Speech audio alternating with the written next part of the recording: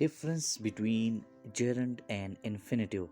जी, आज ट्राई करेंगे जेरंड और इन्फिनेटिव के बीच में क्या डिफरेंस है। तो चलो स्टार्ट करते हैं।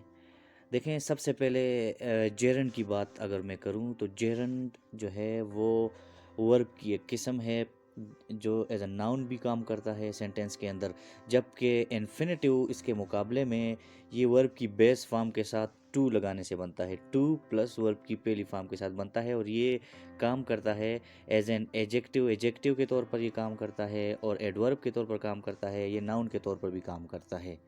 कहने का मतलब ये है कि जेरेंट जो है ये वर्ब की आईएनजी फॉर्म से बनता है। वर्ब की पहली फॉर्म पहले मैं इस पे बात कर चुका हूँ। वर्ब की पहली फॉर्म के साथ V1 प्लस आईएनजी से ये बनता है और आईएनजी फॉर्म की तरह ये एज ए नाउन एक्ट करता है, जबकि infinitive as a noun, as an adjective और एज एन एडवर्ब सेंटेंस के अंदर ये तीनों फंक्शन जो है, ये तीनों रोल प्ले करता है।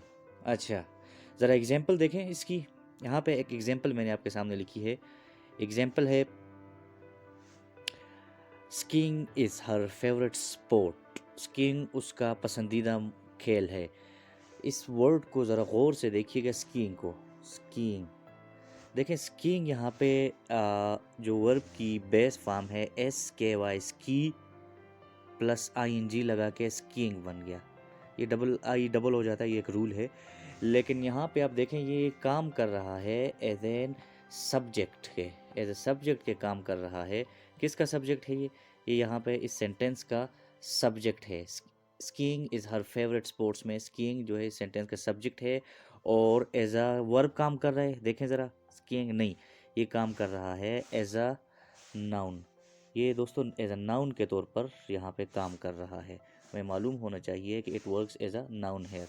तो इस एग्जांपल से उम्मीद करता हूँ आपको बात समझ आ गई होगी। अच्छा, अब इन्फिनेटिव की ज़रा एग्जांपल पे ट्राई करें। Her goal is to learn the English language. उसका गोल जो है इंग्लिश लैंग्वेज लर्न करना है। यहाँ पे पॉइंट नोट करनी है की है। सबसे पहले इन्फिनेटिव इसमें से तलाश करते हैं। तो देखिए मैं इन्फिनेटिव को निकालता हूँ। ये रही infinitive, to learn. To learn यहाँ पे इन्फिनेटिव है। अब देखें, एक बात नोट करेंगे हम, यहाँ पे आप देखें टू लगा हुआ है और ये दूसरे तौर इसके बाद लर्न लगा हुआ है। इससे हमें एक बात समझ आ गई कि वर्ब की पहली फॉर्म के साथ वर्ब की पहली फॉर्म से पहले जो है वो टू लगता है।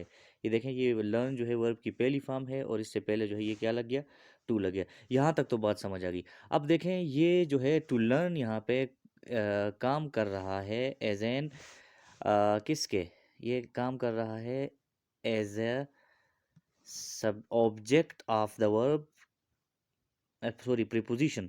ये जो प्रीपोजिशन है ना टू, हम सबको पता है टू जो है ये प्रीपोजिशन होता है। इसका जो ऑब्जेक्ट है उसके तौर पर लर्न काम कर रहा है, तो ये वर्क कर रहा है एज ए नाउन यहाँ पे।